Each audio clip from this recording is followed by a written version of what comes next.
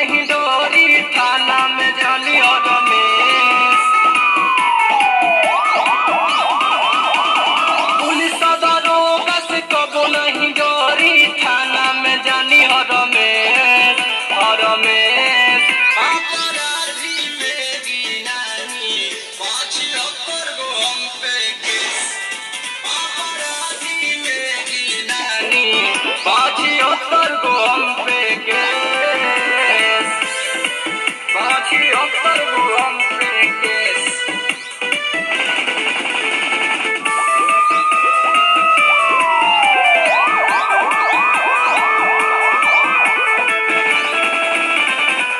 पाछी अक्कर गो हम पे केस कइल बदमाशी हमार काम बा कई गो जिला में हमार नाम बा हमरा से जे भी टकराला रे ओकरो जिंदगी खराब बा ओकरो जिंदगी खराब बा